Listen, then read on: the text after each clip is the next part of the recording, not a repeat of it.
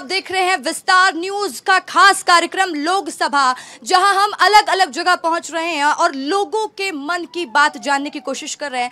और साथ ही ये भी जानने की कोशिश है हमारी कि जो ये नेता वादे और दावे तो बड़े बड़े चुनाव से पहले कर देते हैं, उसको पूरा कितना करते हैं। तो आज कुछ स्पेशल गेस्ट भी मौजूद रहने वाले हैं। मैं आपको बता दूं, इस वक्त मैं बिलासपुर में मौजूद हूं और जानेंगे कि बिलासपुर लोकसभा सीट में किसका डंका बज रहा है और जनता किसको धूल चटाएगी, कौन जीत रहा है, कौन हार रहा है, क्या माहौल है, तमाम चीजें आपको बताएंगे। सबसे पहले मैं आपको गेस्ट से इंट्रोड्यूस करा देती हूं। सुशांत जी हैं, बिलतरा के विधायक सुशांत शुक्ला, बहुत बहुत स्वागत है सर आपका। अभय नारायण राय जी हैं, कांग्रेस प्रवक्ता, और साथ ही जसबीर जी हैं आपसे। हम इनसे भी तीखे सवाल पूछेंगे और साथ ही जनता की राय जानने की भी हमारी कोशिश रहेगी।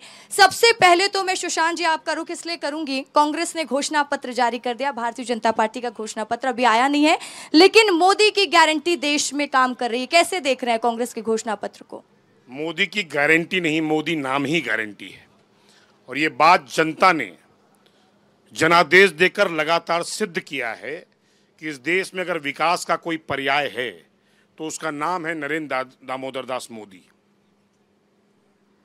तो सीधा इन्होंने कह दिया है कि मोदी का नाम ही गारंटी है। आज तो आप लोगों ने घोषणा पत्र जारी कर दिया, लेकिन अब सवाल ये, कांग्रेस आगे रणनीति कैसे बनाएगी?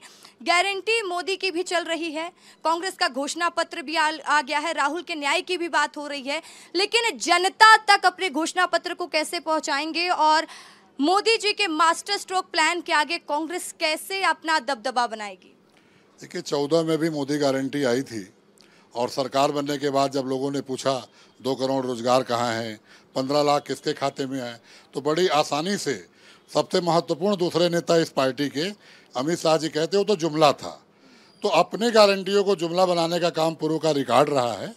और सबसे बड़ी बात आज सोचनी चाहिए भारतीय जनता पार्टी के लोगों को, आज जो आप लोगों ने लिखा है अपने घोषणा पत्र में, वो भी जुमला तो नहीं है, क्योंकि बड़े बड़े वादे हैं। इतने वादे पूरे करने के लिए बजट जुटा पाएगी कांग्रेस? देखिए, कांग्रेस जब 18 से 23 सरकार में थी और जब 2500 रुपये कुंटल में धान खरीदने की घोषणा की, कर्ज माफ़ करने की घोषणा की, तो भी लोग यह सवाल पूछते जिस तरह आप पूछ रही हैं कि पैसा कहाँ से आएगा। भूपेश बघेल जी ने करके दिखाया और आज उसी रास्ते पे चल के 31 रुपये में धान खरीद रहे हैं। मैं कह रहा हूँ हमारी कांग्रेस की न्याय और कांग्रेस की गारंटी आई है और यहाँ भाजपा। कांग्रेस की गारंटी देखते हैं पूरी होती है या फिर मोदी की गारंटी पूरी होती है, आपका भी रिएक्शन ले लेते हैं। और क्या बोलूं आपको, आप भी गठबंधन वाली बात तो नहीं करेंगे? यहाँ पे भी पूरा इंडिया अलायंस दिखेगा ऑफ कोर्स। तो फिर बता दीजिए, आप क्या कांग्रेस का ही घोषणा पत्र आपका घोषणा पत्र और पूरे गठबंधन का घोषणा पत्र मान ले हम लोग? यस, फॉर छत्तीसगढ़ तो यस जी। तो चलिए, छत्तीसगढ़ के लिए यही घोषणा पत्र, यानी छत्तीसगढ़ का लोकसभा चुनाव भारतीय जनता पार्टी और गठबंधन के बीच में। छत्तीसगढ़ में और कोई घोषणा पत्र जारी नहीं होगा। देखिए, देश का दुर्भाग्य देखिए कि जो अपने आप को आंदोलन जीवी कहकर इस देश में राजनीति का हिस्सा बने और जिनके खिलाफ आंदोलन किया, आज उन्हीं के साथ सट सट के आज हिस्सेदार बनने पर आमादा है। मैं पूछना चाहता हूं, क्यों इनका मुख्यमंत्री जेल में है, क्यों उनका उप मुख्यमंत्री जेल में है, क्यों इनके मंत्री जेल में हैं? पूछना चाहता हूं आज मैं आपसे। बता दीजिए क्यों है जेल में? ये जो अभी चल रहा है ना, मैं जब ब्रिटिश राज था तब तो पैदा नहीं हुआ था, ना मुगलों के समय में आया था। इसको याद दिलाने के लिए ये मोदी जी कर रहे हैं। जो वो पूछ रहे हैं कि आपके मुख्यमंत्री जी क्यों जेल में, आप उसका जवाब दे दीजिए। तानाशाही है, जब कोई प्रूफ नहीं है ना। इनको करना था वो अशोक चवन को अंदर, इनको करना था, और इतने सारे भ्रष्ट लोगों को जिनको वॉशिंग पाउडर डाल के, देखिए ये बिना प्रूफ के, बिना किसी जांच के क्या किसी को जेल में डाला जा सकता है? ऐसा होता है क्या?